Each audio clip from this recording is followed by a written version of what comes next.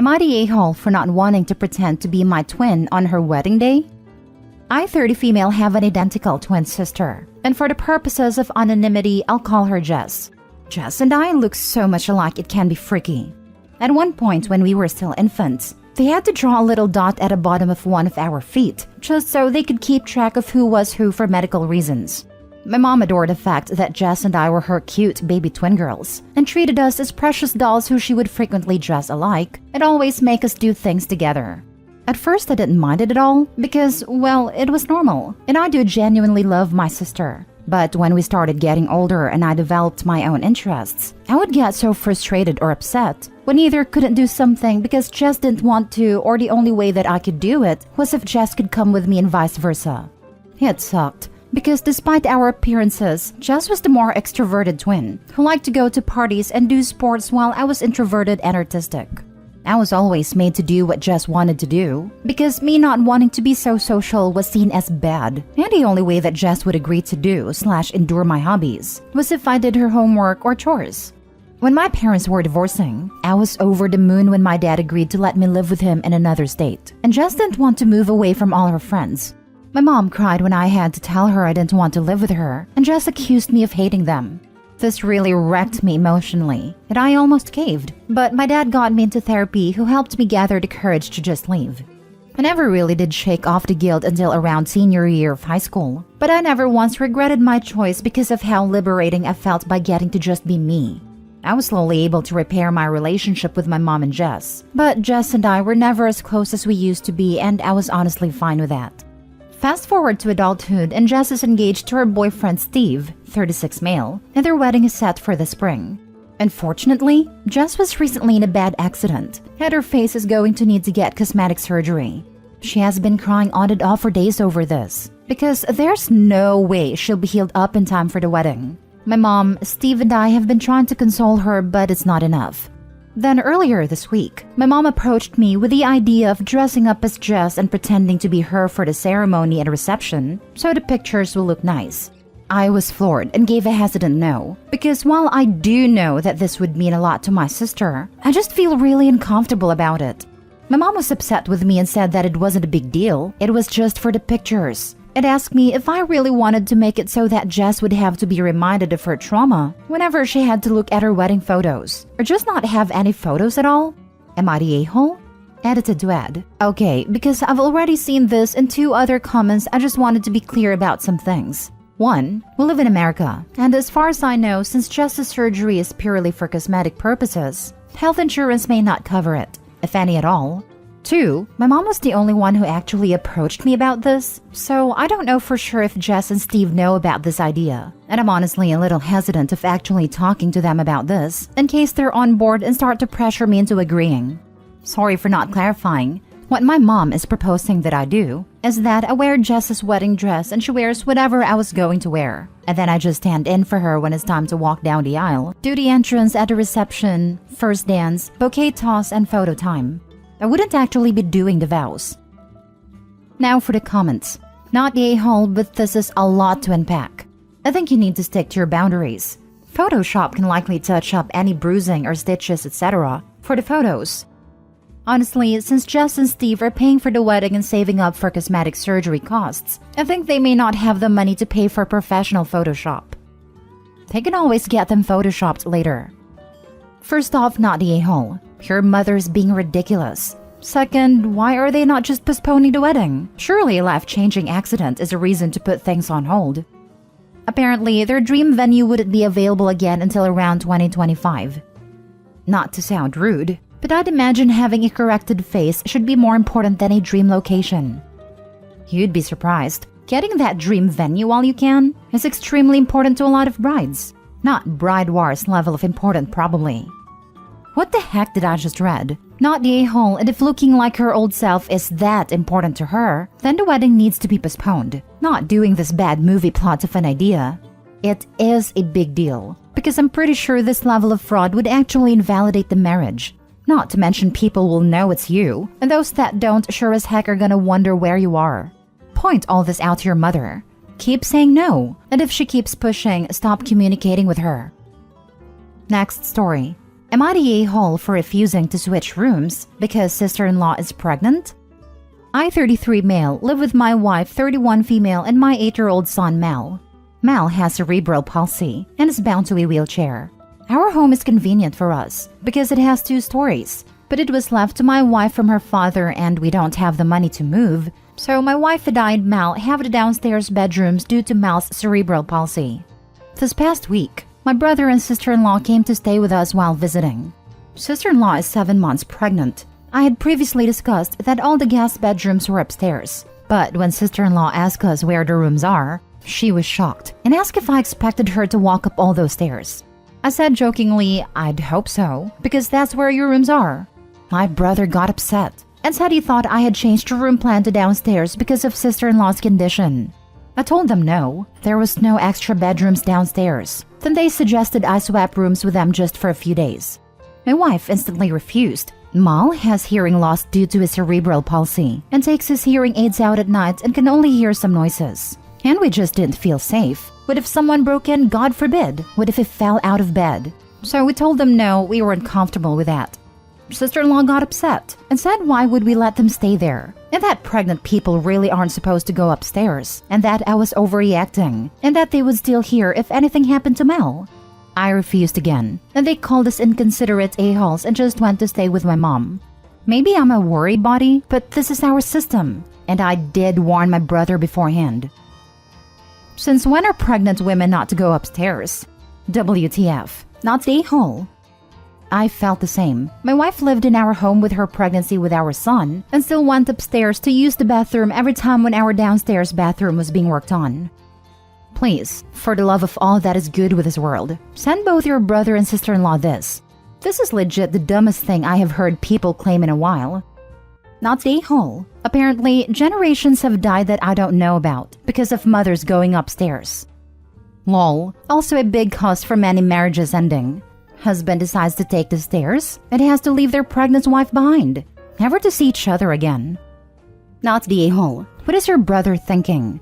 I was 9 months pregnant with a 9+ pound baby and still went up and down the stairs multiple times a day as we had no bedrooms downstairs. Your son and his safety take precedence. How can he not see this? Please feel free to give him the information for the nearest hotels. Perhaps they'd be more comfortable there. Your brother sounds like a jerk. This cannot possibly be the first time he's pulled something like this. Let me guess. His younger and was always spoiled/treated like the baby? Haha, he actually is the youngest by 9 years out of 4 kids. So he definitely did get the baby treatment growing up. Next story. Am I the a-hole for not wanting to take either of my parents' last names? I'm turning 18 in a few months, and my parents sat me down to tell me that I should start looking into changing my last name after my birthday. I have a weird situation where my last name doesn't belong to either of my parents. When I was born, my father didn't want to have a daughter have his last name, but he's since changed his mind and apologized, and my mother thought it would look bad or weird to put me under her maiden name. So my great-grandmother gave me her maiden name. They are now divorced and are married to other people and now each want me to pick their name. But I don't want to. My great-grandmother's gone now and I was the only great-grandchild that got to not only meet her, but spend time with her. I like having her name. It feels special. I also feel like I get to have more space socially by having my own name, like I truly have my own identity. My mother says that it's ridiculous for a child to have a different last name than either of their parents, and I shouldn't have to even be asked to do this, that I should be racing to the courthouse to take care of it, and my father agrees. Is it really that weird for me to not? I don't have anything against them or their names. I just like my name and don't want to change it. My entire family's angry at me for using my great-grandmother in my teenage rebellion and acting like I had some special bond with her that the other kids didn't. Am I the a-hole? Now for the comments. Not the a-hole. The irony of your parents acting like you're the ridiculous one when they both caused this problem in the first place. Keep the last name you want. Your parents sound ridiculous. Right? They could have legally changed their child's name for 18 years. They lost their chance to have a say. Not the a-hole. The hardest part of having a different last name probably would have been when you were a kid. I cannot see why it would be an issue now. They are being ridiculous. Apparently it was. I don't really remember it, but I also didn't pay attention either. Honestly, I doubt it was really that big of a deal outside of people who are only familiar with traditional American naming customs making comments about it to your parents. I was born and raised in the US, and due to the naming customs in my parents' culture, my siblings and I have one last name. Our mom has another, and our dad has yet another. 3 different last names in one nuclear family. Of course, it's possible your family had very different experiences to mine, but not sharing a last name with either of my parents has never posed any issues for me. I asked my mom about it recently, and she said it was never a big deal. They registered us for school, took us to hospitals, traveled internationally with us, etc., and it was always fine. Anyway, you're absolutely not the a-hole. They created this issue by being sexist / enabling sexism, and now they want control over your established identity, to burden you with the administrative hassle of changing your name. And for what? Just for them to save face? It doesn't benefit you at all. You already have a name you're happy with. Not the a-hole. Sounds like you are honoring your great-grandmother, not lashing out with some kind of teenage rebellion. How in the world is it rebellion if all you're doing is keeping the same name? It's not like you're changing it to something ridiculous or offensive. If this was so important to your parents, why didn't they arrange to change your name a long time ago? Waiting for you to turn 18 means they have waited for you to become an adult. Since you're an adult, it's entirely your choice what name you want to live with. They wanted to during the divorce, but the judge said no. Last story. Am I the a-hole for staying in contact with my son's ex-wife and her daughter after their divorce? My son Henry divorced his wife Rachel a year ago. Their divorce wasn't exactly messy, but it wasn't easy either. I stayed in contact with Rachel for my granddaughter's sake. My granddaughter is 9 years old, and Rachel also has another daughter, Amy, who is 3 years older than my granddaughter and not my son's child. She was from a past relationship Rachel had. Now, the thing is, Amy grew up calling me grandma for pretty much her whole life. I treated her exactly the same as I did my biological granddaughter. I would always take candy for both of them, give them both a little bit of pocket money. I hugged and loved and still love Amy as much as I do my granddaughter. As far as I'm aware, she's my second granddaughter. When my son and his wife divorced, I stayed in contact with his now ex-wife to contact my granddaughter, and Amy has her own mobile phone. I also have her phone number and stay in contact with her occasionally. She still calls me grandma as well. I didn't think this would be a problem. However, last week when it was Amy's birthday, I gave Rachel some money to buy her a present for me. She was thankful, bought her a gift, wrapped it, and sent me a picture of her opening it. Later that day, my son came around to visit me and my phone rang. It was Amy calling to say thank you for her birthday present. My son told me he found it inappropriate for me to be talking to his ex-wife and her daughter when she's not my granddaughter. He said I have absolutely no reason to be in contact with either of them, as I see my biological granddaughter regularly, and that she's the only one who is family. So his ex-wife and Amy, who are no longer family, have no reason for me to be in contact with them.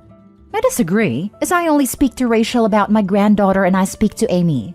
As for the last 10 years, I've been treating her exactly the same as my biological granddaughter. I feel it would be unfair now to no longer have contact with her after so long.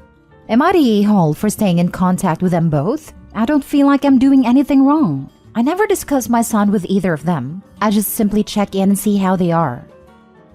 Not the a-hole. He has been in the girl's life for 10 years, and he's not staying in touch, and doesn't seem to care or worry about her. That should be the issue here. Be careful. He doesn't decide to not let you see your other granddaughter just because he doesn't agree with you. I'm willing to bet Rachel would let OP see both kids when they're with her. Dad has no say in that. Exactly. It's good he can't try to leverage OP seeing his daughter to try to get his way. And it's insane that he expects OP to just drop that relationship with Amy, as if 9 years of being her grandmother magically just disappear because Rachel and Henry are no longer married. I see why they got divorced now. Not the a-hole. This reminds me of the "you divorce wives, not kids" line from Clueless. Not the a-hole. That's exactly the line that popped into my head when I finished reading this.